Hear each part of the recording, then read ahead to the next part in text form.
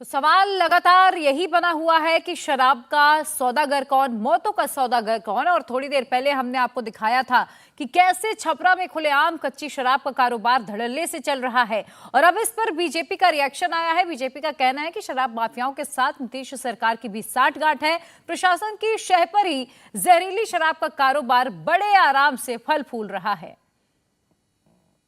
हमारे साथ हैं बीजेपी नेता संजय सरावगी। संजय जी, इंडिया टीवी पर जहर के 3 बड़े अड्डे जो कि छपरा में चल रहे थे उसको दिखाया गया है, क्या कहेंगे? कितनी हैरानी होती है ये तस्वीर देखकर? तो इंडिया टीवी को धन्यवाद देना चाहता हूं कि सरकार के कथनी और करनी में जो अंतर है वो उजागर आप कर रहे हैं।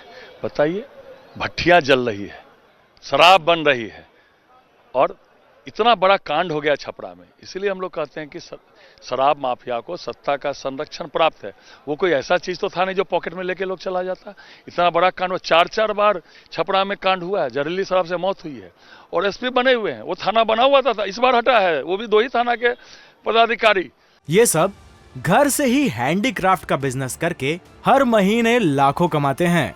आपको भी ये करना है, इनसे सीखना है तो फ्रीडम ऐप को अभी डाउनलोड कीजिए। छपरा में जहां घटना हुई है, जहां जहरीली शराब से इतनी मौतें हो रही हैं, वहां से सिर्फ 25 किलोमीटर की दूरी पर जंगल में ये अड्डा चल रहा था। मैं वही बोल रहा हूं कि सत्ता का संरक्षण प्राप्त है। थाना के संरक्षण में, पुलिस पदाधिकारी, सरकारी पदाधिकारियों के संरक्षण में शराब बन रही है। ऐसा नहीं हो सकता है कि कोई थाना चाह ले, सरकार चाह ले और उस इलाके में 1 लीटर शराब बिक जाए। और आप तो हजारों लीटर शराब बनते हुए का उद्भेदन किए हैं। सरकार को शर्म है जरा सा भी? उस विधवा का क्या दोष था, गरीब विधवा का जिसका पति शराब पीते हुए मर गया? उस बच्चे का क्या दोष था जो अनाथ हो गए और सर्वसम्मति से कानून पास हुआ था? अच्छा, वहाँ ये जानकारी मिली कि जो एक्साइज डिपार्टमेंट के लोग हमारे साथ गए थे, उनका कहना था कि इन अड्डों पर हम आते हैं और कुछ ही दिन के बाद ये अड्डे फिर से शुरू हो जाते हैं। क्या ये बहुत ही मुश्किल काम है इन अड्डों को ध्वस्त करना? कोई मुश्किल काम नहीं है, कोई मुश्किल काम नहीं है। थाना चाह ले, सरकार चाह ले, 1 लीटर शराब बिहार में नहीं मिलेगी। 1 लीटर कच्ची शराब नहीं बनेगी, क्योंकि थाना का संरक्षण प्राप्त है, वहां एसपी का संरक्षण प्राप्त है, सरकार का संरक्षण प्राप्त है। आप ऐसी बात करते हैं? आप बताइए, इंडिया टीवी ने आज उद्भेदन किया, क्या आपको लगता है कि क्या वो पॉकेट में काम हो रहा था? क्या बड़े इलाके में, बहुत बड़े हिस्से में और बड़े पैमाने पर जंगल में चल रहा है। गांव में चौकीदार है, हर गांव में गुप्तचर है सरकार का, हर 4-5 गांव पर एक थाना है। कैसे हो सकता है? इसीलिए हम लोग कहते हैं कि सत्ता के संरक्षण में शराब माफिया फल फूल रहे हैं और इस सरकार को कोई अंतर नहीं पड़ता है, क्योंकि सरकार कहती है जो पिएगा सो मरेगा।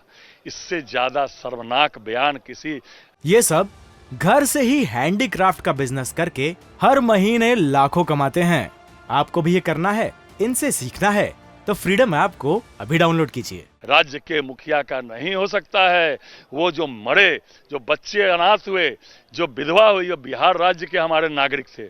और आप कहते हैं मुआवजा नहीं देंगे। कानून नियम 42 में है कि जहरीली शराब से मौत होगी तो उसको हम 4 लाख का मुआवजा आपने दिया भी है। ये आपके घमंड और जो आपका अहम है, जनता चूर चूर कर देगी इसको। तो बीजेपी विधायक भी इंडिया टीवी के ऑपरेशन को देखकर हैरानी जता रहे हैं और इनका कहना है कि इतने बड़े पैमाने पर शराब यदि वहां बन रही थी तो जरूर किसी के संरक्षण में चल रही होगी।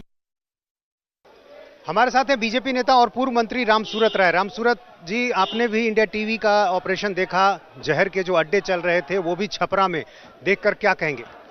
मैं आपसे स्पष्ट करना चाहता हूं कि सरकार में जितने भी पदाधिकारी बैठे हैं, इतने बड़े ढीठ हैं, इतना हंगामा और इतना मृत्यु होने के बाद भी उनको हृदय विदारक चेहरा नजर नहीं पड़ता। क्योंकि जिस तरीके से उस इलाके गोपालगंज हो, मोतिहारी, छपरा हो, चाहे सिवान। इंडिया टीवी हर वक्त हर जगह डाउनलोड करने के लिए सर्च करें India TV news Google play store या ऐप स्टोर पर।